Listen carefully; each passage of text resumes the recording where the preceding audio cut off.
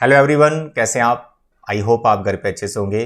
तो बच्चे, आज के लेक्चर में हम chapter number 5 that is arithmetic progression, इसकी ऑप्शनल एक्सरसाइज को कंप्लीट करेंगे। टोटल इसमें 5 क्वेश्चंस हैं, ठीक है।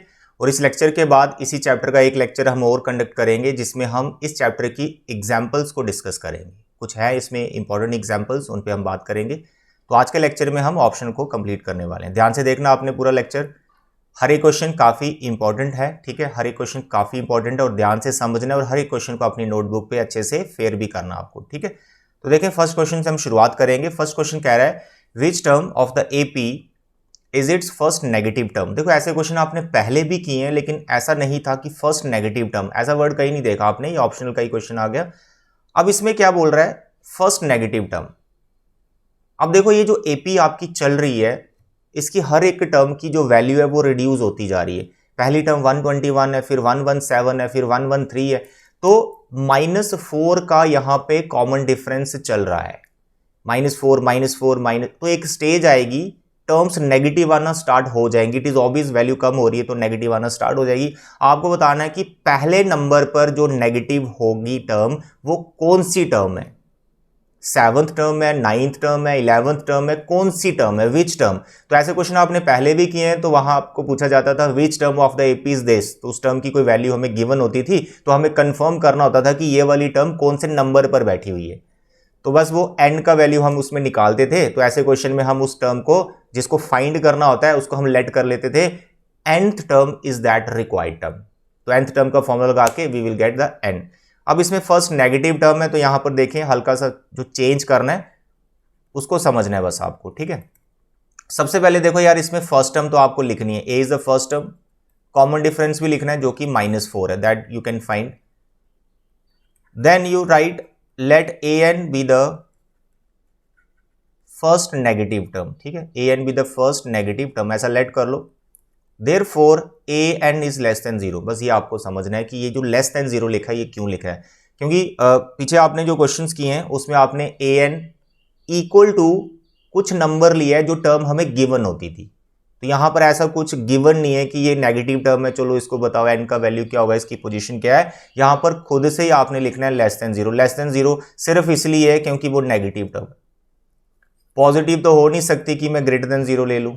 इक्वल टू समथिंग कुछ दे नहीं रखा कि मैं इक्वल टू इसको समथिंग ले लूं। तो यहां पर बोला है वो नेगेटिव है, तो less than equal to less than 0 लेके चलना है, ठीक है। इक्वल बिल्कुल नहीं डालना, यहां पर लेस देन 0 लेके चलना है। बस यही इसमें आपको नई चीज देखनी पड़ेगी, नई चीज आपको सीखनी है। तो अगर लेस देन आ गया तो इसको सॉल्व करने में कोई डिफिकल्टी नहीं है, कोई इसमें कंफ्यूजन नहीं है। नॉर्मली जैसे आप इक्वेशन को सॉल्व करते हो वैसे ही सॉल्व करना है। बस थोड़ा सा ध्यान रखना होता है कि माइनस की गलती ना लग जाए आप, ठीक है बेटा। तो ये आपके आ गया फर्स्ट स्टेप कि ऐसे करना है।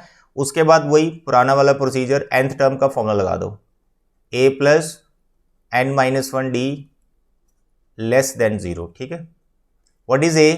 121, common difference -4।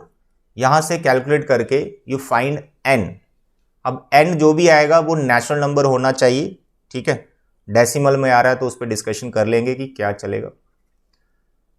121 minus 4n plus 4, simplify करो।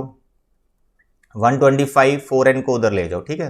जैसे जिसको आप फाइंड कर रहे हो ना, n को फाइंड कर रहे हो, लेस देन या ग्रेटर देन का क्वेश्चन हो तो इसको कोशिश करो प्लस से रखने की। नेगेटिव रखने से थोड़ी सी कंफ्यूजन हो सकती है, तो इसलिए इसको आप प्लस बना लो। दूसरी तरफ ट्रांसफर कर दिया मैंने। 125 by n less than n, ठीक है। 125 by 4 less than n, therefore n is greater than 125 by 4। अब ये ग्रेटर क्यों कर दिया, x is less than y। अगर मैं बोल रहा हूं x is less than y तो it means y is greater than x। कुछ नहीं, मैंने इंटरचेंज ही किया है। 125 upon 4 is less than n, it means n is greater than 125 by 4, ऐसा हम लिख सकते हैं। अब यहां पर 125 4 से तो एग्जैक्ट डिवाइड होता नहीं है। अगर आप डिवाइड करेंगे तो देखें कितना आ रहा है, 4 3 12, उसका 1, फिर आ गया आपका 1 2 31.2। तो आपका जो n आ रहा है वो आ रहा है 31.2 से ग्रेटर। अब जो n है वो हमेशा नेचुरल नंबर ही होगा, क्योंकि जो n है वो किसी टर्म की पोजीशन है कि इस नंबर पर वो बैठी हुई है टर्म, तो उसकी वो पोजीशन है तो वो हमेशा नेचुरल नंबर ही होगा। तो जस्ट ग्रेटर देन 31.2 कौन सा नेचुरल नंबर है? That is 32। ऐसे तो बहुत सारे हैं, तो आपको फर्स्ट नेचुरल नंबर लेना है क्योंकि फर्स्ट टर्म हमको फाइंड करनी है नेगेटिव वाली। तो यहां पर आप बोलेंगे therefore first negative term is 32। That's all, बस इतना ही क्वेश्चन है। अगर आपको डाउट हो कि यार ये आपका सही आ रहा है कि नहीं आ रहा है, तो भाई आप ऐसा करें, ऐसा पूछा नहीं है, मैं आपको करके दिखा रहा हूं। अगर आपको डाउट आए, आप वो वाली टर्म को फाइंड करो, 32nd टर्म फाइंड करो, देखना वो नेगेटिव आएगी। अगर गलत नहीं है तो इसका फॉर्मूला आपको पता है, a + 31d। a आपका 121, 31 कॉमन डिफरेंस आपका -4, सिंप्लीफाई किया 4 3 12, तो आ गया -3। देख लो फर्स्ट जो नेगेटिव टर्म मैं जिसे बोल रहा हूं 32 वाली, देखो वो नेगेटिव ही आ रही है। इससे जो प्रीवियस वाली टर्म होगी ना, इससे जो पहले वाली टर्म होगी वो पॉजिटिव होगी, उसको भी फाइंड करके आप देख सकते हो। यानी a 31 को फाइंड करके देखो, ये प्लस की टर्म मिलेगी। तो हम ऐसे करेंगे, a + 30d का फॉर्मूला लगा देंगे, 121 + 30 और d हमारा है -4।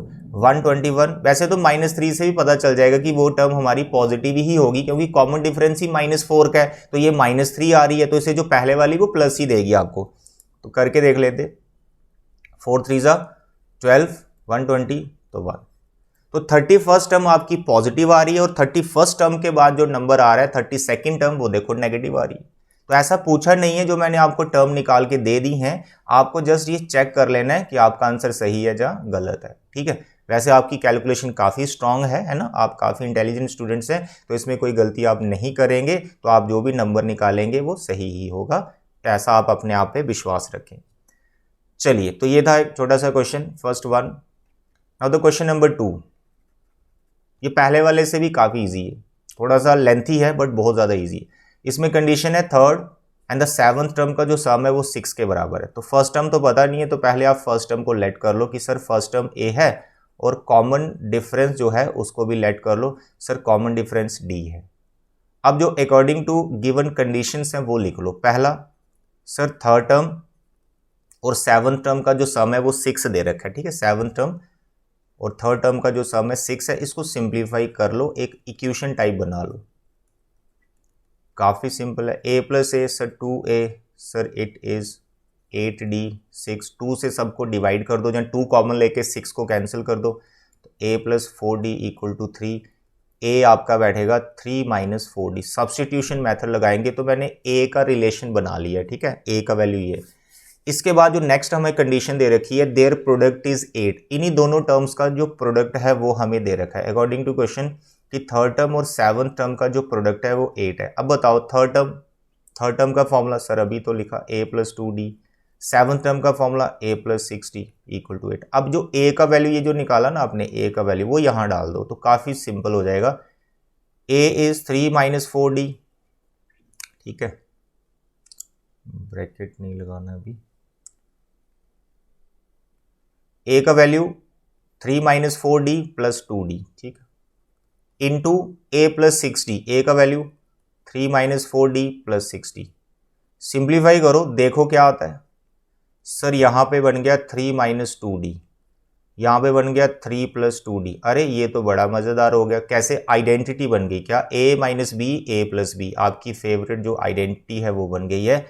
a² - b² क्या होता है sir, a - b × a + b। तो ये वाला आइडेंटिटी इन फैक्टर्स पे आप लगा दो, a का स्क्वायर यानी 3 का स्क्वायर 9 हो जाएगा, -2d का स्क्वायर यानी 4d² हो जाएगा। d भाई आपका क्वाड्रेटिक आ गया, तो यहाँ से d की 2 वैल्यूज आपको मिलने वाली हैं। 8 को इधर ले जाओ, 4d² को इधर ले जाओ, 1 = 4d²। What is d², 1/4। तो भाई आपके पास d की 2 वैल्यूज आ गई, एक आ गया आपका प्लस और एक आ गया -1/2। तो आपको पता है यार, क्वाड्रेटिक यानी इवन पावर उधर लेके जाओगे तो प्लस माइनस के ऑप्शन आपके पास आते हैं। क्वाड्रेटिक इक्वेशन में हमने ये सीख रखा है। जैसे हमारे पास d की 2 वैल्यूज आई, इसका मतलब a की भी 2 वैल्यूज आने वाली हैं। तो ये जो d का दो वैल्यूज हैं a में डाल दो, यानी 2 केस बना लो, सिंपल सम भी निकाल लेंगे जो हमें पूछा गया है। केस 1 रख लो कि जब आपका d 1/2 है तो उस वक्त a कितना होगा। केस 2 रख लो कि जब आपका d -1/2 है तो उस टाइम पे a कितना होगा। फिर उस हिसाब से हम सम भी निकाल लेंगे। तो जो a है वो है 3 माइनस 4d, a है 3 माइनस 4d। तो भाई आपका जो d है वो आया 1/2, कैंसिल वैंसिल किया, a हमारे पास आ गया 1। यहाँ पर भी देख लो 3 माइनस 4, d कितना आया -1/2, कैंसिल वैंसिल किया, ये +2 हो जाएगा 5। तो फर्स्ट केस में हमें सम कितनी टर्म्स का फाइंड करना है, sum of first 16 terms, that you know 16 term क्या होगा, है ना। फॉर्मूला मैं यहाँ लिख के दे देता हूँ आपको, वो तो आपको पता भी है, n/2 2a plus n-1 into D. तो भाई ये फॉर्मूला आपने अप्लाई करना है, ठीक है। तो देखें यहाँ पर अप्लाई करते हैं, 16/2 2a, तो फर्स्ट केस हम कर रहे हैं ये वाला, तो इसमें a हमारा 1 है, plus 16 minus 1d, common difference इसका 2 है। तो मेरे ख्याल से इसके आगे सिंप्लीफिकेशन तो कर ही लोगे यार, 15/2 बैठेगा यहाँ पर, 8 2 एलसीएम 4 प्लस 15, ये कैंसिल हो गया, 4 4 19। भाई इनको मल्टीप्लाई कर लेना, तो पहले केस में ये सम आ जाएगा, 2 आंसर बैठ रहे हैं इसके।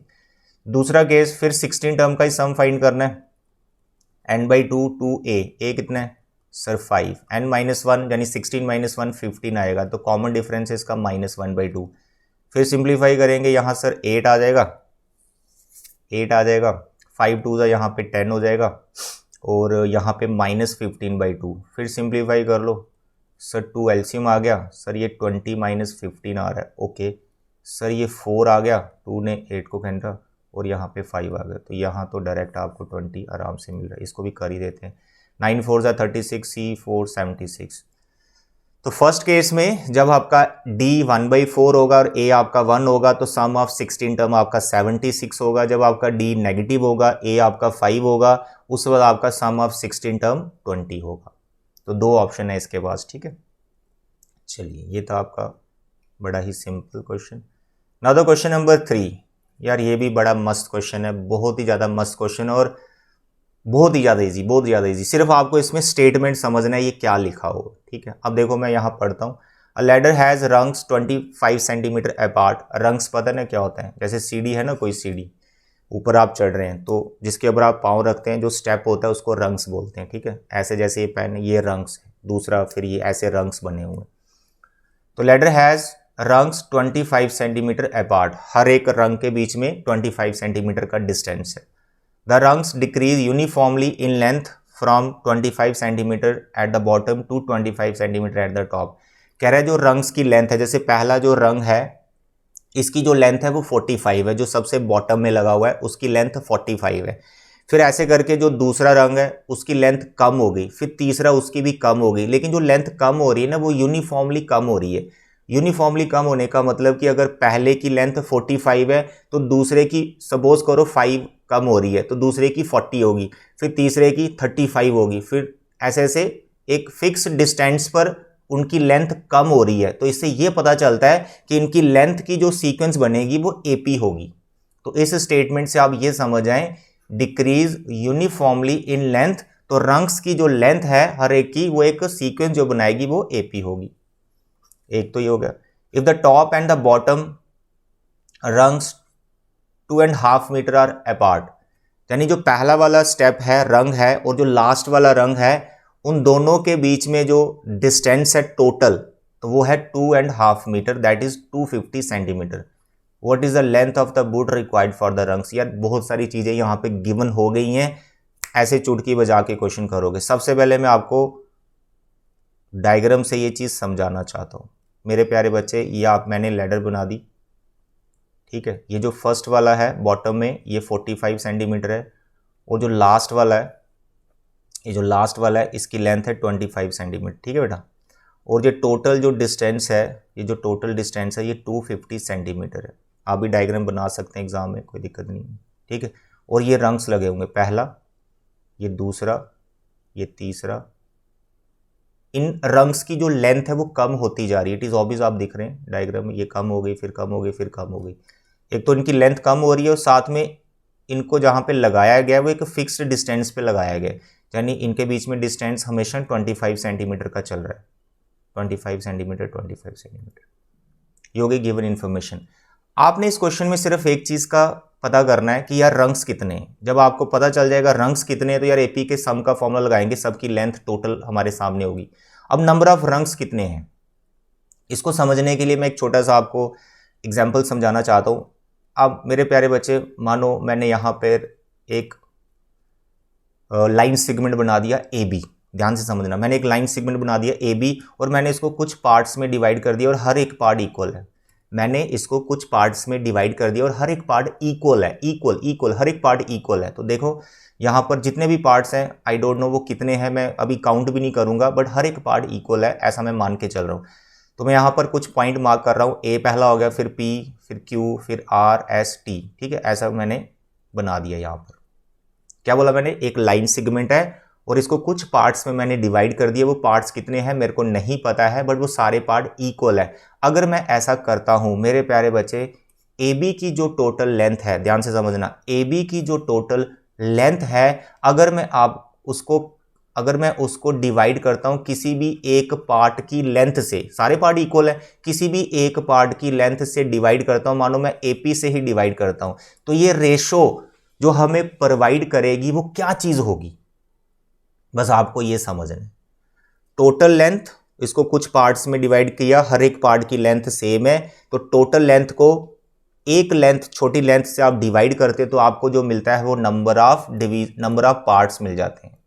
नंबर ऑफ पार्ट्स की ये कितने टोटल छोटे छोटे पार्ट्स हो रखे हैं, आई बात समझ में। यानी A B by A P आपको क्या प्रोवाइड करेगा, यहां मैं काउंट भी कर सकता हूं, 1 2 3 4 5 6, कितने पार्ट्स हुए, 6 पार्ट। ए बी का जो भी लेंथ होगा, अभी तो I don't know, A P कितना I don't know, but A B by A P जो डिवीजन आपको रिप्रेजेंट कर रही है वो टोटल नंबर ऑफ पार्ट्स है 6। एक ये समझो।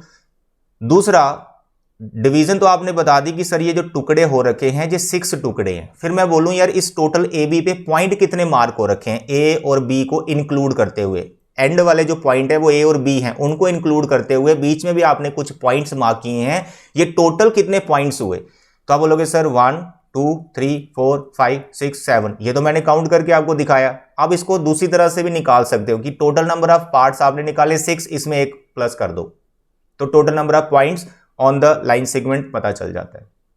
अब ये क्यों समझा रहा हूं, ये सारी स्टोरी जो मैंने आपको समझाई है सिर्फ समझने के लिए, आपको इसमें भी ऐसा ही कुछ करना है, टोटल नंबर ऑफ ये रंग्स पता करने के लिए। ये जो रंग्स हैं, यानी मानो इसका मैं नाम ए रखता हूं, इसका मैं बी रख लेता हूं, इसका सी रख लेता हूं, इसका डी रख लेता हूं, इसका ई रख लेता हूं, ऐसे में चलता जाता हूं और इस पार्ट का नाम मैं कुछ रख लेता हूं पी। तो मैं बोलूं यार ये जो A B C D P तक जो पॉइंट्स है ये कितने पॉइंट्स हैं, तो भैया नंबर ऑफ डिवीजन्स निकालो पहले कि ये टुकड़े कितने हैं, पहला टुकड़ा, ये दूसरा, ये तीसरा, ये चौथा, ये टुकड़े कितने हैं और उसमें 1 प्लस कर दो। तो कंफ्यूजन यही है, 1 कहां से प्लस हुआ, बस वही समझना है। तो वो आपके सामने मैंने एक्सपेरिमेंट करके आपको दिखा दिए।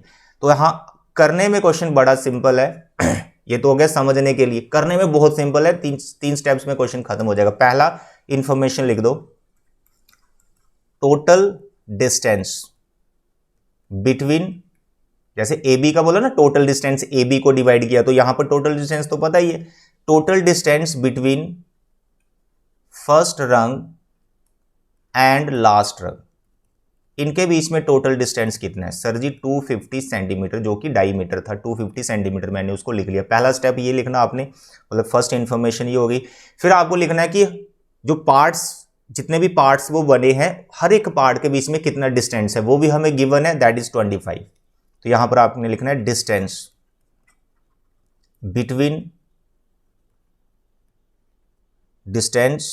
बिटवीन ईच रंग, हर एक रंग के बीच में कितना डिस्टेंस है, तो यू कैन राइट 25 सेंटीमीटर। अब मैं जब इन दोनों को डिवाइड करूंगा, यानी मैं 250 को अगर 25 से डिवाइड करता हूं, यानी जो टोटल लेंथ है उसको मैं जितने दो रंग्स के बीच में डिस्टेंस है उससे मैं डिवाइड करता हूं, तो ये जो रेशो है ये क्या प्रोवाइड करेगी, आपको डिवीजन्स पता चल जाएंगी, कितने कितने डिस्टेंस पर वो रंग्स लगे हुए हैं, वो कितनी डिवीजन्स है ये पता चल जाएगी। लेकिन अगर मैं इसमें +1 करता हूं, तो मेरे को क्या पता चल जाएगा, टोटल नंबर ऑफ रंग्स पता चल जाएंगे, जिसमें फर्स्ट वाला रंग भी आ जाएगा, लास्ट वाला रंग भी आ जाएगा, जैसे नंबर ऑफ पॉइंट्स मैंने आपको समझाया। तो बस इसको आपने लिखना है, ये है number of rungs, total number of rungs, that's all, बस यही क्वेश्चन है इसमें। इसको डिवाइड करो 10 + 1 11, तो टोटल 11 रंग्स है। AP तो वो है ही है, वो मैंने आपको पहले समझा दिया कि यूनिफॉर्मली उनकी लेंथ डिक्रीज हो रही है, तो रिक्वायर्ड वुड कितनी रहेगी, रिक्वायर्ड वुड कितनी रहेगी, तो भाई ये फॉर्मूला लगाना आपने छोटा सा, ठीक है। नंबर ऑफ रंग्स पे स्टोरी है भाई पूरी, वो पूरा समझाया, इसी का मतलब था उसका। ए कितना है 45, लास्ट टर्म कितनी है 25, 45 हो गया फर्स्ट रंग की लेंथ और लास्ट हो गया 25, ठीक है। 25 is the length of last रंग। करो इसको कैलकुलेट, सर ये आ गया 70, 11 35, करो multiply 5 3 33, 5 3 85, that's all.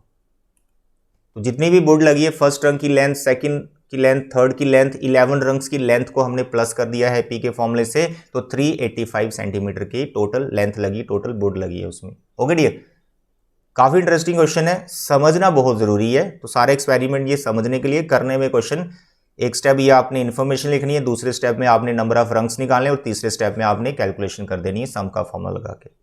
I hope it is clear, काफी इजी है। Question number 4। अब ये क्वेश्चन कंफ्यूज करता है बहुत से बच्चों को, लेकिन इतना भी कंफ्यूजिंग नहीं है, ये बड़ा सिंपल सा है। देखो मैं आपको समझाता हूँ बड़े ही सिंपल भाषा में। देखो कह रहा houses of a row numbered consecutively from 1 to 49।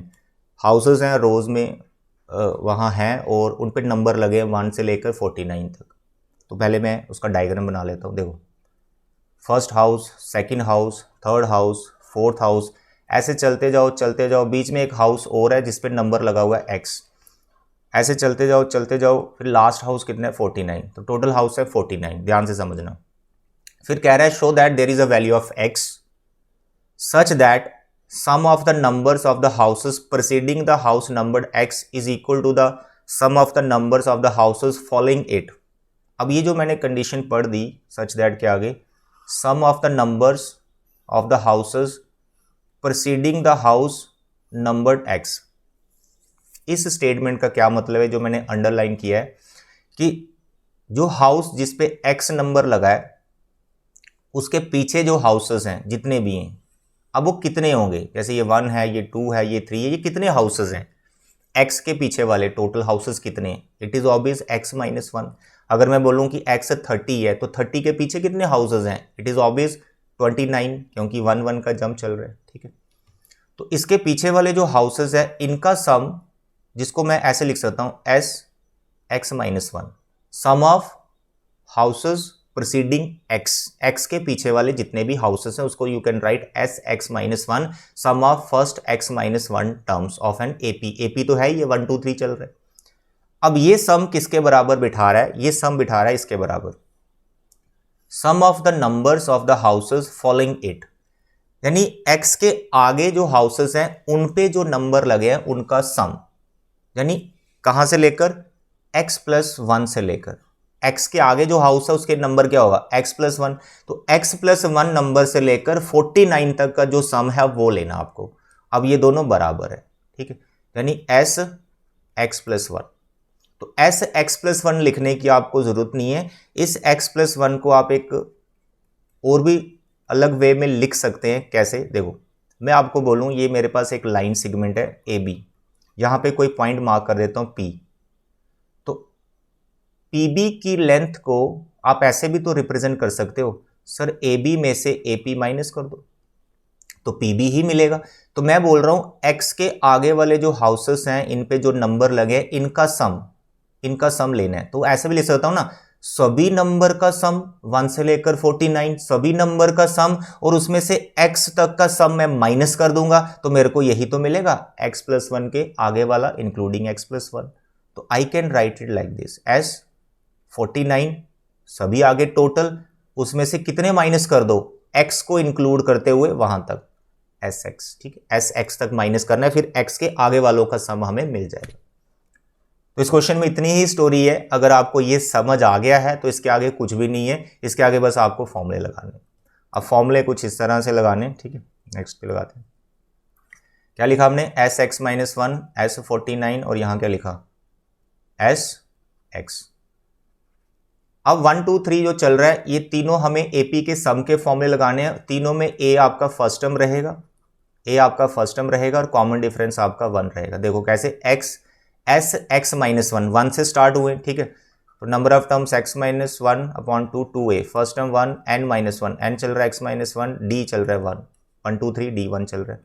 ऐसे 49 1 से स्टार्ट हुए फिर से, तो it is 49/2, it is 2a plus n minus one, 49 minus one, d is again 1 and the last is sx, फिर 1 से स्टार्ट हुए, तो x/2 2a plus x minus one, common difference again 1। बस इसको बच्चे सिंप्लीफाई कर दो, x का वैल्यू यहाँ से आ जाएगा। सिंप्लीफिकेशन का ध्यान रखना कि कोई गलती नहीं लगनी चाहिए, अगर कोई गलती लग जाए तो फिर आपको चेकिंग करने में बार बार दिक्कत आएगी कि कहाँ मिस्टेक हुआ है, टाइम वेस्ट हो जाएगा। ठीक है, 48 x/2 2 प्लस ये है x minus one, then x minus 1/2, यहाँ 2 कैंसिल हो गया, खाली x आ गया। ठीक है, इसके बाद 49/2 ये 50 बन गया, x/2 यहाँ पर आपका बैठ रहा है x प्लस 1। अब ऐसा करो, जो x वाली टर्म है ना, ये दोनों इनको एक तरफ ले जाओ, ये कांस्टेंट को एक ही तरफ रखो, तो देखें थोड़ा और सिंप्लीफाई हम कर पाएंगे इसको। x माइनस 1/2 इंटू एक्स, यहाँ से x प्लस 2 इधर आ गया तो प्लस का रह गया x प्लस 1। ठीक है बेटा, अब ये 2 और 50 कैंसिल हो गया, 25, तो ये बैठ गया 49/25। अभी मल्टीप्लाई मत करो, शायद कैलकुलेशन ईजी हो जाए थोड़ी सी, बाद में देखते हैं। अब बताओ ये जो इसमें कुछ कॉमन है, हाँ सर कॉमन है क्या, x/2 कॉमन आ रहा है, देखो x और नीचे 2 लगा हुआ है, x/2 कॉमन, x माइनस 1 यहाँ बचा और यहाँ पे क्या बचा, x plus 1। Very good, 1 1 cancel हो गया, कैलकुलेशन काफ़ी ईजी हो गई है भाई इस क्वेश्चन की। नेक्स्ट अगर आप देखें तो यहाँ पर x प्लस एक्स 2x हो गया, 2x हो गया, और डिवाइड में जो 2 लगा हुआ है ना, डिवाइड में 2, अरे वो तो कैंसिल ही हो गया। वेरी गुड, इसको अब हमें मल्टीप्लाई करना ही पड़ेगा, लेकिन मैंने बोला मल्टीप्लाई मत करो, देखे कुछ आसान चीज़ बन जाएगी। आसान चीज़ कैसे, 49 और 25 दोनों परफेक्ट हैं, तो भाई इसको 7 लिख लूँगा, इसको मैं 5 लिख लूँगा, दोनों का स्क्वायर कर लूँगा, तो आसानी से निकल गया ना 35। अगर आप मल्टीप्लाई कर देते, फिर यहाँ पे एक्स स्क्वायर बना हुआ है, फिर 49 और 25 जो बड़ा सा नंबर आया होता, फिर आप उसका स्क्वायर रूट ढूंढते, कई बच्चों को आता नहीं है, 49 25 का तो सबको पता ही रहता है, तो इसलिए मल्टीप्लाई यार लास्ट में किया करो। अगर आपको लग रहा है कि अब कोई ऑप्शन नहीं है, मल्टीप्लाई ही करना पड़ेगा, फिर किया करो। ये देखो यहाँ आसानी से हमारा एक्स निकल गया, दैट्स ऑल, बस यही हमें फाइंड करना था। काफ़ी ईजी है, 1-2 बार प्रैक्टिस करना, एकदम याद ही हो जाएगा क्वेश्चन आपको। Now the last question, question number 5, काफ़ी इंटरेस्टिंग है, ये भी लैडर जैसा ही है, बट इसमें एपी किस चीज़ की बनानी है वो आपको देखना है। देखो समझते हैं हम। A small terrace at a football ground comprises of 15 steps, each of which is 50 meter long and built of the solid concrete। ठीक है जी, each step has a rise of 1/4 meter and a tread of 1/2 meter as shown in the diagram। Calculate the total volume of the concrete required to build the terrace। आपको इसमें ये जो diagram आपको दिख रही है, स्टेप्स बने हुए हैं, ये पूरा जितना भी डायग्राम है, इसका टोटल आपको वॉल्यूम निकालना है, पहले तो ये समझो। ठीक है, अब इसमें कंडीशंस क्या है कि जैसे देखो ये लास्ट वाला मैं स्टेप देखता हूँ, ये लास्ट वाले स्टेप पे ध्यान दो। लास्ट वाला स्टेप, ये जिसको मैं शेड कर रहा हूँ ना, इसको ट्रेड बोलते हैं। ट्रेड मतलब जिसके ऊपर आपने पाँव रखना है ना, जैसे फुट रखा तो फिर अगले नेक्स्ट स्टेप पे गए, ये जो स्टेप जिस पे आप फुट रख रहे हो उसको ट्रेड बोलते हैं। उस ट्रेड की जो विड्थ है वो 1/2 मीटर है। ठीक है, जैसे ऐसे है ना वो हॉरिजॉन्टल टाइप प्लेन, तो उस पर फुट रखा तो वो टोटल विड्थ कितनी है उसकी, 1/2 मीटर। एक तो ये समझो, जिसको मैंने शेड किया ना इसकी विड्थ 1/2 मीटर, बस ये समझो। जिसको मैंने शेड किया है इसकी जो विड्थ है 1/2 मीटर है, और हर एक की विड्थ सेम ही है, जितने भी ये 15 स्टेप्स है टोटल, तो हर एक की विड्थ सेम ही है 1/2 मीटर। एक तो ये समझो। दूसरा 50 मीटर लॉन्ग, इसको समझो। ये देखो यहाँ लिखा भी हुआ है, ये 50 मीटर है। हर एक स्टेप, जितने भी स्टेप बने हुए हैं इन सब की लेंथ सेम है 50 मीटर, हर एक की स्टेप की लेंथ सेम है 50 मीटर। दूसरा ये समझना, तो एक तो लेंथ में कोई चेंज नहीं आएगा, वो 50 मीटर रहेगा, और जो विड्थ मैंने बताई उसमें कोई चेंज नहीं आएगा, विड्थ में कोई चेंज नहीं आएगा, विड्थ भी सेम रहेगी। थर्ड हो गई हाइट। देखो जो स्टेप बने हुए इसकी हाइट वो बता रहा है कि चेंज हो रही है। देखो each step has a rise of 1/4 metre, हर एक स्टेप जो है 1/4 मीटर का राइज ले लेगा। ठीक है, देखो कैसे, ये जो पहला है ये देखो जिसे ये लिखा भी हुआ है 1/4 मीटर, ये जो हाइट है, ये हल्की सी हाइट है, ये 1/4 है। लेकिन जब आप दूसरे स्टेप में चलेंगे तो ये वाली हाइट कितनी होगी, ये वाली हाइट कितनी होगी, तो इसमें फिर 1/4 प्लस करेंगे। फिर जो तीसरी वाले ये हाइट कितनी होगी, फिर 1/4 इसमें प्लस करेंगे पिछले वाले में, ये हाइट कितनी होगी 1/4, ये हाइट कितनी होगी 1/4, मतलब प्लस करते जाना आपको। प्रीवियस में 1/4 प्लस करते जाना है, प्रीवियस में 1/4 प्लस करते जाना है, समझ रहे हैं। यानी हाइट हर बार चेंज हो रही है। पहले स्टेप की जो हाइट है 1/4 है, दूसरे स्टेप की जो हाइट है वो 1/4 प्लस 1/4 है, तीसरे स्टेप की जो हाइट है वो 3 टाइम 1/4 है। 1/4 प्लस होता जा रहा है एवरी टाइम।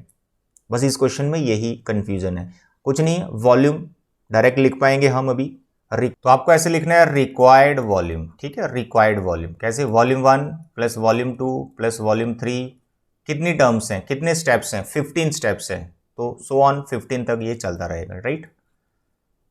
अब वो जो स्टेप्स बने हुए हैं that is in the shape of cuboid, जिसमें लेंथ है, विड्थ है, हाइट है। तो volume of cuboid you know length into width into height, तो लेंथ, विड्थ और हाइट। हाइट को मैं h1 लूंगा, एल बी सेम रखना है सबका क्योंकि वो चेंज नहीं है, तो ऐसे चलेगा एल बी फिर h2, ठीक है, l इंटू बी फिर आपका आ जाएगा h3 and so on. V15 को लिखने की जरूरत नहीं है, ठीक है, आप फर्स्ट 3 टर्म्स लिखो, that's all. What is the length of the first step, वो सबकी सेम है सर 50। जो विड्थ थी ट्रेड जिसकी 1/2 मीटर था वो, ठीक है, और बाकी हाइट 1 यानी h1। ऐसा करो यार, वैल्यू पहले मत डालो, टाइम वेस्ट हो जाएगा आपका। आप ऐसा करो, जैसे मैंने आपके सामने ये सारे वॉल्यूम्स लिखे हैं, आप देख सकते हैं L इंटू बी, क्योंकि सबका सेम है, ये कॉमन लो ना, पहले लिख दोगे, टाइम वेस्ट हो जाएगा। तो आप लिखो h1 h2 h3 so on up to 15 तक चलेगा, ठीक है। What is the length now, अब लिखो सर 50 मीटर था और ट्रेड की जो विड्थ थी 1/2 था।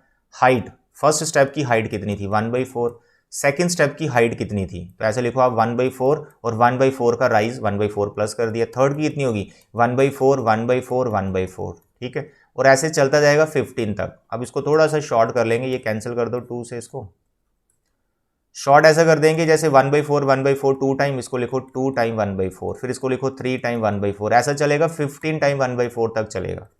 अब इसमें और एक अच्छी बात है, 1/4 सब में कॉमन है, पीछे बच रहा है 1 2 3 and so on up to 15, that's all. अब इसको प्लस कर दो, 25 और 1/4 बाहर है, तो नेचुरल नंबर का सम चल रहा है जो कि AP है। फॉर्मूला लगाएंगे आप n/2, छोटा वाला भी लगा सकते हैं, लास्ट टर्म 15 होगी, मैं बड़ा वाला लगा रहा हूँ, कोई दिक्कत नहीं, इसमें काफ़ी इजी है। 15/2 2a plus n-1, 15 - 1 common difference is 1, that's all. Simplify करो, 25 1/4 15/2 इट इज़ 2, 15 में से 1 सर जी 14, तो देखें सिंप्लीफाई करके 15 नीचे 4 इंटू 2 है, यहाँ पर आ जाएगा आपका 16, ये तो 8 बन गया, इसने इसको कैंसिल कर दिया।